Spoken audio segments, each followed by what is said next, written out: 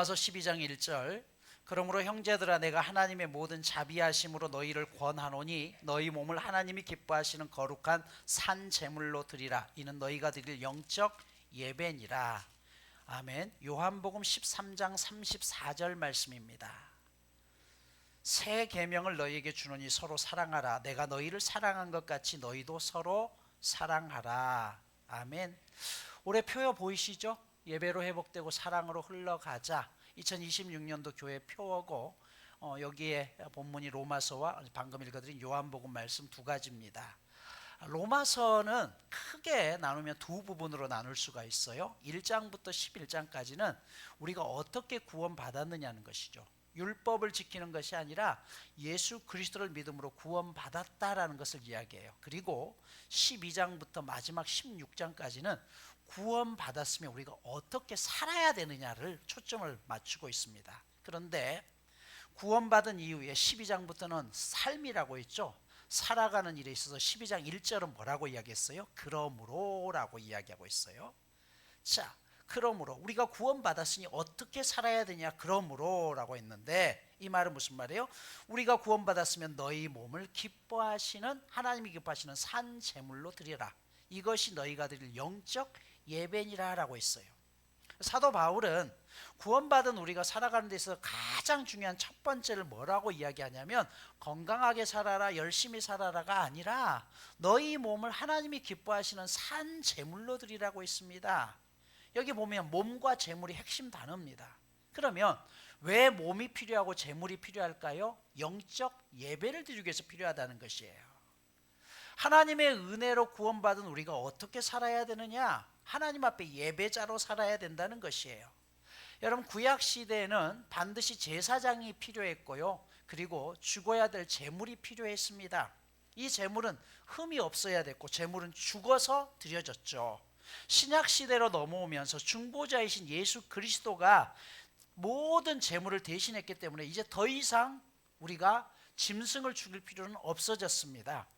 대신 우리들 자신이 중보자요 우리가 제물이 되었습니다. 그런데 오늘 뭐라고 했냐면 우리에게 산 제물이 되라라고 했습니다. 여러분 살아있는 제물이 된다는 것은 무슨 말이냐면 내 생각이 만족되는 것이 아니라 하나님이 만족하시는 제물이 되어야 된다는 것이에요.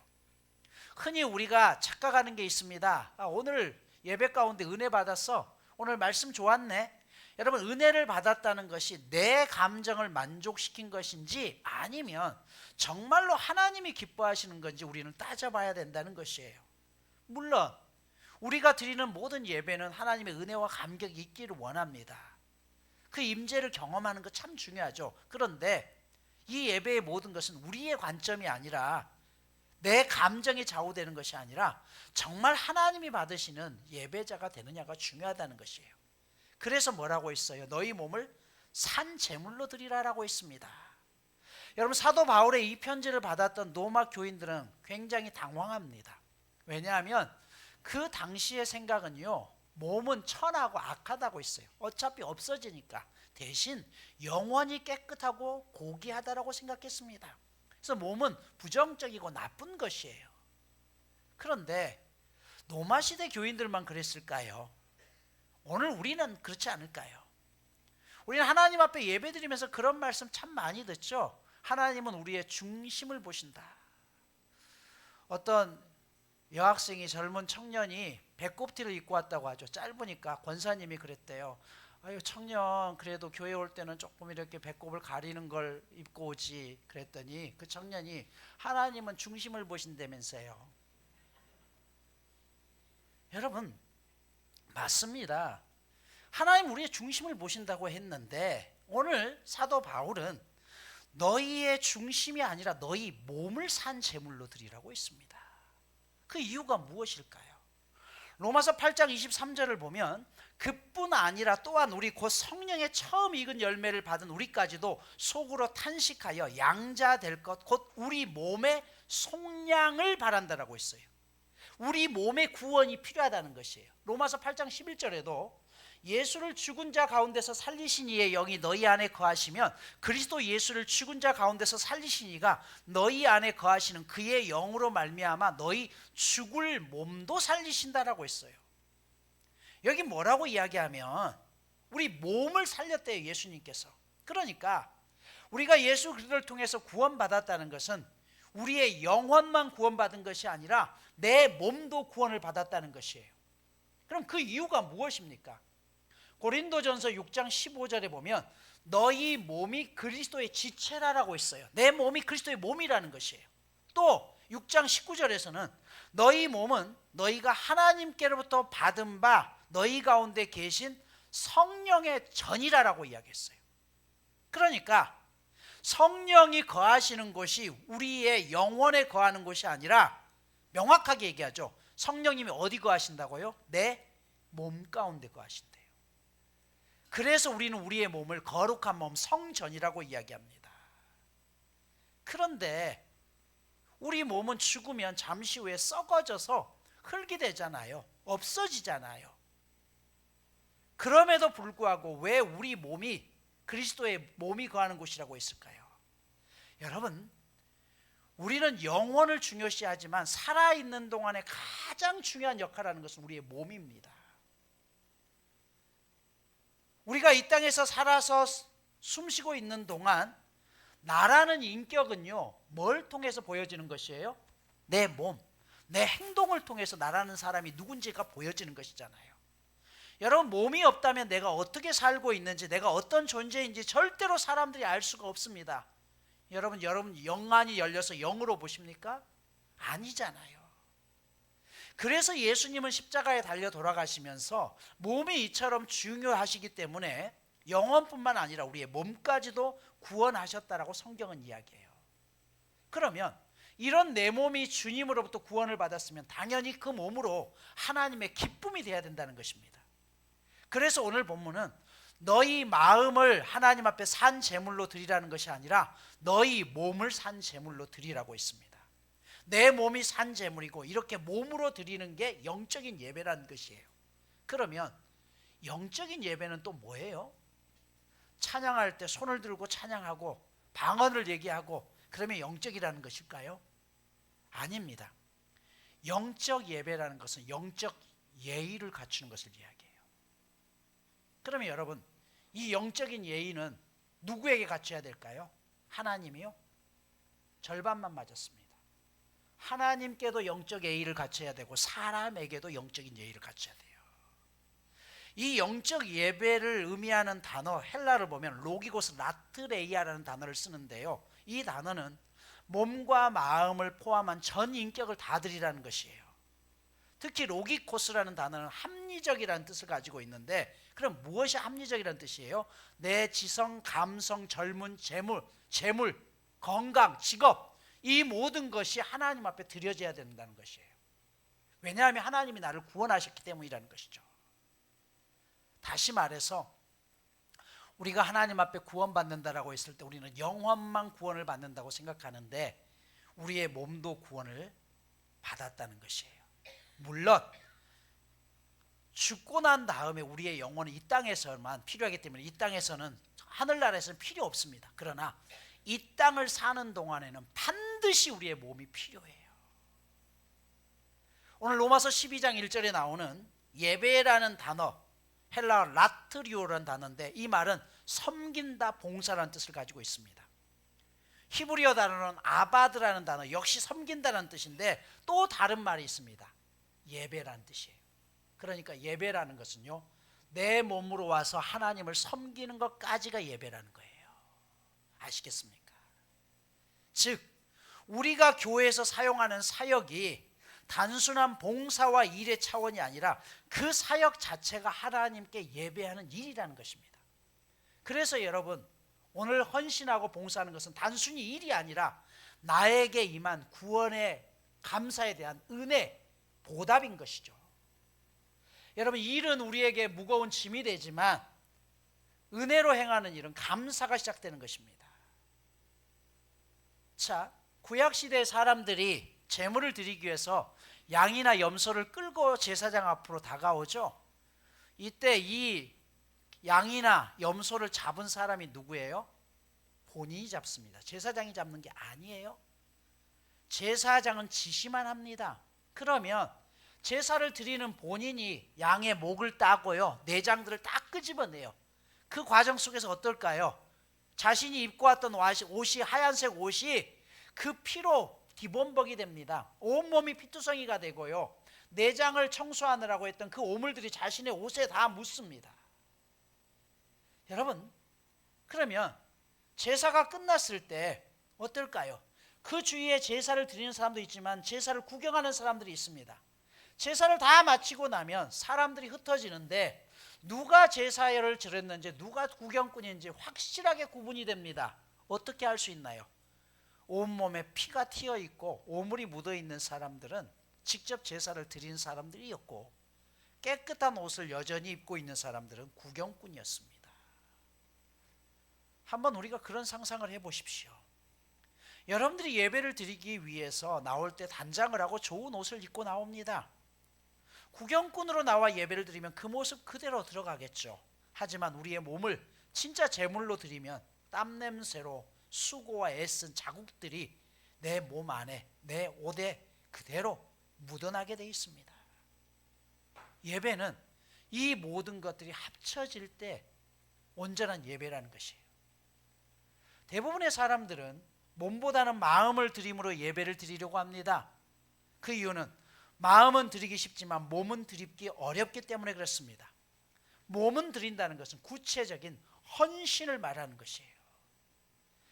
여러분들이 신앙생활하면서 가장 안타깝게 생각하는 이유가 무엇이에요? 어쩔 때 시험에 드나요? 몸으로 행하는 상처를 받았을 때 아닙니까? 누군가의 입술에서 나오는 언어, 그리고 말과 행동이 다른 모습을 보면서 이중적이라고 느끼는 게 그것 아니에요? 오늘 한국 기독교가 힘을 잃어버린 이유는 바로 그것입니다. 모두가 하나님을 열심히 예배한다고 그래요. 나는 하나님 앞에 정말 열심히 기도하고 매일 기도하고 성경도 하루에 몇 장씩 읽고 매일 시간마다 CTS 틀어놓고 기독교 방송을 듣는다라고 이야기해요. 그런데요, 실제적으로 몸으로 행하는 것은 점점 사라지고 있습니다. 세상 사람들은 그것을 보면서 기독교인들에 대해서 더 이상 신뢰하지 않습니다. 하나님께서 굳이 예수님을 이 땅에 보내신 이유가 무엇일까요? 단순히 내 영혼만 구원이라고 한다면 예수님을 이 땅에 보내셨을까요?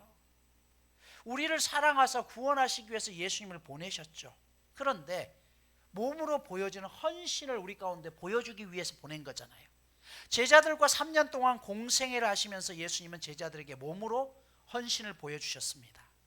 또한 십자가에 달려 돌아가시기 전까지도 제자들을 발을 씻기면서 먼저 헌신하는 모습을 보여주셨습니다. 요한복음 13장 1절에서 이렇게 말씀해요. 유월절 전에 예수께서 자기가 세상에 떠나 아버지께로 돌아가실 때가 이른 줄 아시고 세상에 있는 자기 사람들을 사랑하시되 끝까지 사랑하셨다라고 했어요. 그리고 십자가에 달려 돌아가시기 전에 마지막으로 제자들에게 명령을 내려주셨습니다. 그것이 조금 전에 불렀던 새 계명을 너희에게 주노니 서로 사랑하라. 내가 너희를 사랑한 것 같이 너희도 서로 사랑하라라고 했습니다. 여기 보면 서로 사랑하라라고 하면서 예수님이 뭐라고 했냐면 새로운 계명이라고 했어요. 그럼 여러분, 구약에서는 서로 사랑하라는 말이 안 나오나요? 여러분, 구약 성경은 끊임없이 보십시오. 계속해서 서로 사랑하라는 말이 나와요. 그런데 예수님은 뭐라고 했어요? 새 계명이라고 했어요. 이건 또 무슨 뜻일까요? 여러분, 내이기를 보면 제자들에게 예수님은 내이기에서 이렇게 얘기해요. 네 자신과 같이 이웃을 사랑하라고 했죠. 이웃을 사랑하되 뭐라고 했어요? 네 자신을 사랑한 것 같이 이웃을 사랑하라고 했습니다. 그렇죠. 그런데 예수님께서 신약에 와서는 뭐라고 했어요? 내가 너희에게 행한 것처럼 서로 사랑하라고 했어요. 이게 무슨 차이일까요? 요한복음 13장에 보면 두 가지 배신의 이야기가 나옵니다. 첫 번째는 가룟 유다죠. 가룟 유다가 예수님을 팔 것이라고 이야기해요. 그리고 마지막 부분에 보면 또 한 명의 배신자의 이야기가 나옵니다. 누구예요? 베드로예요. 베드로가 3번씩이나 나를 부인할 것이다 라고 이야기해요. 그리고 그 중간 끝과 마지막에 두 배신자의 이야기가 있고 그 중간에 나와 있는 게 뭐냐면 내가 행한 것처럼 너희도 남을 사랑하라는 이야기가 나와요. 여러분, 그러면 이게 무슨 뜻일까요? 우리가 살아가면서 가장 큰 아픔은요, 가장 믿었던 사람들로부터 배신입니다. 그런데 예수님은 두 제자의 배신 이야기를 놓고 그 가운데다가 내가 너희를 사랑한 것 같이 사랑하라는 것은 무슨 말이에요? 그들이 나를 배신했음에도 불구하고 나는 끝까지 그들을 사랑했다는 것이에요. 가룟 유다가 나를 십자가에 내주고 나를 죽게 만든 장본임에도 불구하고 예수님은요, 그 제자들을 사랑하셨다는 것이에요. 반면 구약은 뭐예요? 내 이웃을 내 몸과 같이 사랑하라고 있어요. 여러분, 이 내 몸과 같이 사랑한다는 것은 사람마다 기준이 다 다릅니다. 그렇잖아요. 그러니까 기준이 누구에게 있는 거예요? 각자에게 있었어요. 구약에는. 여러분, 어떤 사람은요, 나는 친구 관계에 있어서 한 번 정도 배신해도 나는 용서할 수 있어라고 하는 사람이 있어요. 반면 어떤 친구는요, 난 3번까지는 용서할 수 있어. 아니면 5번까지는, 나는 한 번만 배신하면 난 절대 너랑 절교야. 각기 기준이 다 다릅니다. 이게 구약의 율법이에요. 그런데 예수님은 뭐라고 했어요? 내가 너희에게 친히 몸소 본을 보였다. 내가 사랑한 것 같이 너희도 남을 사랑하라는 것이에요. 그 본이 뭐예요? 친구들로부터 배신당하고 수없이 많은 어려움을 당하고 끊임없이 심지어 자기를 십자가에 죽기까지 만들었던 그런 과정 속에서도 예수님은 그들에 대한 기대를 저버리지 않았다는 것이에요.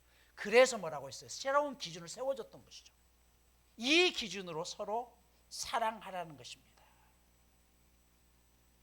그러면서 예수님은 요한복음 15장 16절에서 이렇게 말씀하죠. 내가 너희를 택하여 세웠나니 이는 너희로 가서 열매 맺기를 원한다. 그리고 그렇게 열매 맺는 사람들이야말로 내 제자라라고 말씀하고 있습니다. 여러분, 이 열매가 뭐예요? 사랑의 열매입니다. 그런데 사랑의 열매를 맺기 위해서 반드시 필요한 게 뭘까요? 몸의 헌신이죠. 머릿속으로만 사랑하는 게 아니라는 것이에요. 쉽지 않죠. 말씀을 마무리하겠습니다. 내년도 우리 교회 표 앞에서 말씀드렸죠. 예배로 회복되고 사랑으로 흘러가자입니다. 참다운 예배자는 마음으로만 드리는 예배자가 아니라 함께 하나님의 은혜를 기억하며 몸으로 드리는 예배자입니다. 그래서 여러분, 내가 이 예배당에 와서 예배드린다는 것은 굉장히 중요합니다. 몸의 헌신은 첫 번째로 내가 그 자리에 나와 있는 것이에요. 우리가 어느 장소에서나 어떤 곳에든지 예배드릴 수 있습니다. 그러나 생명나무 교회라는 이 건물 안에서 함께 예배를 드린다는 이유는 우리의 신앙 고백으로 이 장소를 거룩하게 구별하게 드렸다는 것이고, 이것이 성도들 간의 약속이 된 것입니다. 하나님은 그런 약속이 있는 곳에 하나님이 함께 하신다라고 했어요. 즉, 내가 섬기는 이 장소에서 함께 몸으로 예배드리는 것 자체가 하나님 앞에 가장 아름다운 예배를 드리는 하나의 모습이라는 것이에요. 그래서 여러분, 내가 온라인으로 예배 드릴 수 있습니다. 어디선지 예배 드릴 수 있습니다. 그럼에도 불구하고 먼저 몸이 이 자리에 왔다는 것은 그것을 통해서 하나님은 너희의 마음뿐만 아니라 몸이 함께 연결될 때 가장 아름다운 예배를 드릴 수 있다는 것이에요. 또 한 가지, 기독교 윤리는 율법을 지켜야 하는 의무감이나 저걸 행하지 않으면 벌 받을 것 같다는 두려움에서 나오는 것이 아니라 오직 구원에 대한 감사입니다. 그래서 구원받았다면 우리의 삶도 함께 드려야 되는 것이에요.